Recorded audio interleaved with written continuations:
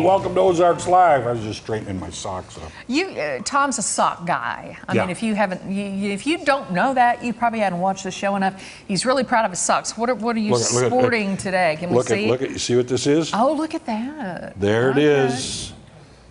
That is, well, that's the Saturn. That is the Saturn V rocket with the Apollo on top of it on the day, 50 years ago today.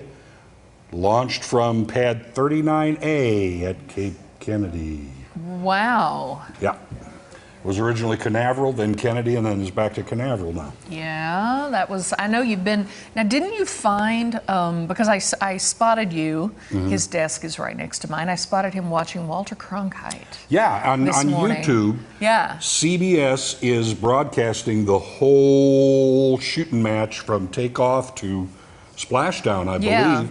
And you can watch it on YouTube. You see Walter Cronkite. You see all the, CBS. It even has the commercials that were broadcast at that time.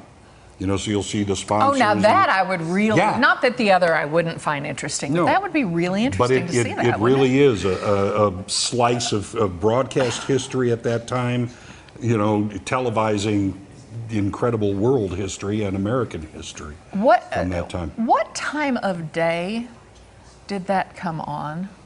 Do you remember?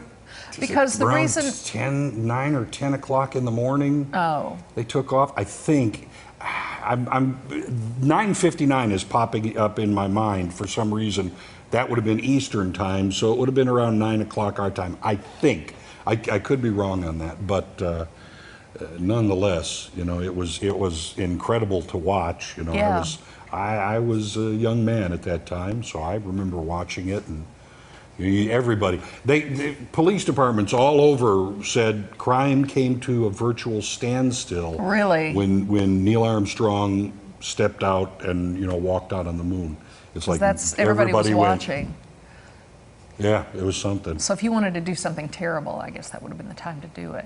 Yeah, probably, but not that I'm did. advocating such a thing, but interesting though. Yeah, and PBS just did a whole.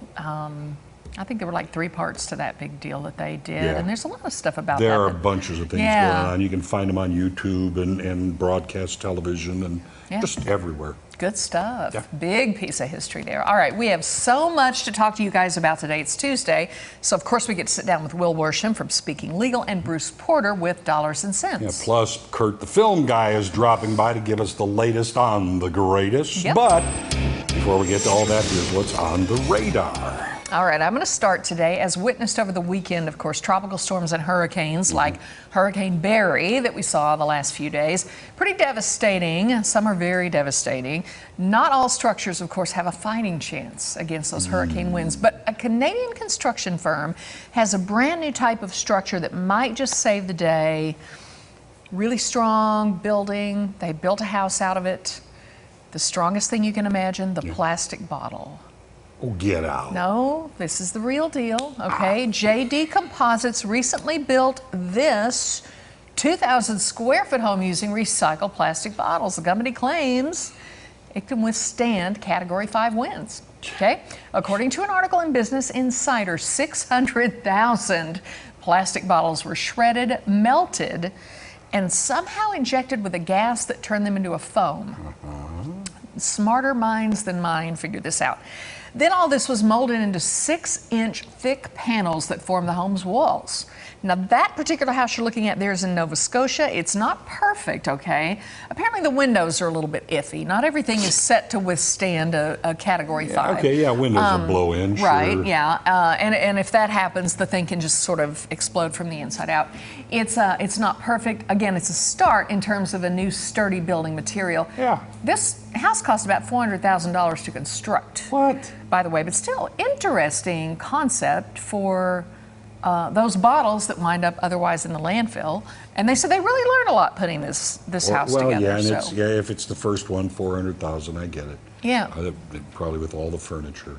It's all made of plastic. They didn't have to decorate it so nice. That's right. No. Anyway, plastic bottle house, who knew? Now, it's fun to see progress in terms of enhancing our way of life. But there are always people who drag humanity right back down again. Oh, yeah. Case in point, one of the latest Instagram hotspots. You may have seen this, okay? Pretty. This beautiful beach in Siberia is quickly becoming the backdrop for all sorts of happy couples and flashy influencers. But there's one problem. It's not a beach at all. It's a man-made waste dump for power plant heating and electrical station number 5 in the city of Novosibirsk. Well said. Which means New Sibirsk. Old Sibirsk didn't have one of these. The stunning ocean blue color is actually calcium salts and metal oxides. Sure is pretty, though. Yeah, the dump sits in the middle of the industrial city that's home to 1.6 million people who, according to the New York Times, are trying to get used to the new Instagram fame. And by the way, the Siberian Generating Company issued a statement saying the radiation levels are normal, not poisonous. Still, they strongly suggest that you do not fall into the ash dump while selfieing. Be careful where you selfie. Yeah, very pretty, but It's don't real step pretty. in. Yeah. I think I could find water that blue somewhere besides Siberia. I've been to a lake, I can't remember where it is. It's in Canada, but it's in between mountains, and it's a beautiful blue-green, just gorgeous.